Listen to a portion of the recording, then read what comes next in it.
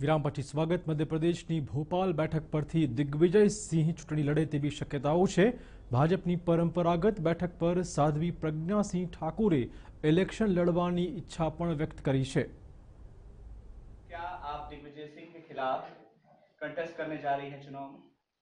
नहीं, निश्चित नहीं है, लेकिन मैंने संभावनाएं ये व्यक्त की हैं कि यदि लोगों के अनुसार, और आप लोगों ने ही कहा कि बिल्कुल ऐसा सब विषय आ रहा है, तो ठीक है, यदि दिग्विजय सिंह भोपाल से खड़े होते हैं और मुझे कहा जाता है संगठन के द्वारा कि आप आइए, तो मैं निश्चित रूप से तैयार हूं और बिल्कुल मन से तैयार रहूंगी। ठीक है, संगठन यानी क्या, संघ या बीजेपी? दोनों ही मान लो। क्योंकि आप बीजेपी की अभी सदस्यता आपने ली है या नहीं ली है? नहीं, मैंने बीजेपी की सदस्यता नहीं ली है। हाँ, लेकिन दुश्मनों को समाप्त करने के लिए सब कुछ संभव है। ठीक है, दिग्विजय सिंह के खिलाफ आपकी जो लड़ाई है, आप बहुत लंबे समय से बयानबाजी आपकी ओर से भी देखने को मिली, दिग्विजय सिंह की ओर से भी देखने को मिली। ये जो लड़ाई है, क्या मध्य प्रदेश की राजधानी भोपाल में इसी पोलराइजेशन को माना जाए कि अब होगा अगर आप कंटेस्ट करती हैं तो? कुछ भी संभव है।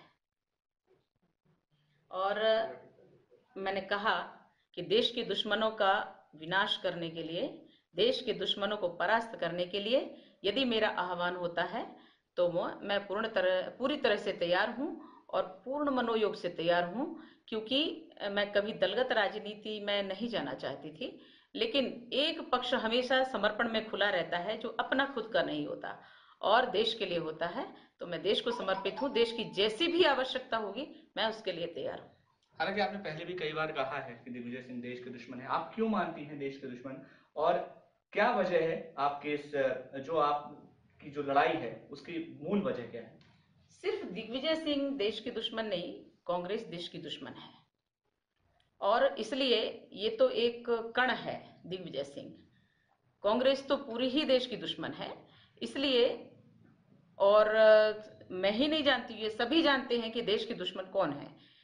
इसलिए दुश्मनों को परास्त करने के लिए मुझे प्रसन्नता भी होगी, लेकिन इन लोगों को परास्त करने के लिए वैसे तो मोदी जी ही संपूर्ण है, उनका नाम काफी है, राम से बड़ा राम का नाम, लेकिन फिर भी कहीं ना कहीं सबकी अपनी अपनी भूमिका होती है, और उसमें यदि मेरी भूमिका निश्चित होती है तो मैं इसके लिए संभव हो सकती हूँ।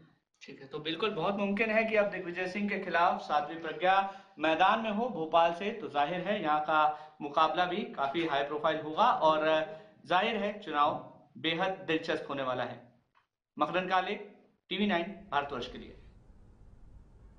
તો દિગ્વિજય સિંહ સામે સાધ્વી પ્રજ્ઞા ઠાકુરે ઇલેક્શન લડવાની ઈચ્છા વ્યક્ત કરી છે. જો કે તે ભાજપના પ્રાથમિક સભ્યપદે પણ નથી, પરંતુ જો ભાજપા કહેશે, RSS કહેશે, તો પ્રજ્ઞા ઠાકુર ઇલેક્શનના જંગમાં દિગ્વિજય સામે ઉતરવા માટે તૈયાર બેઠા છે.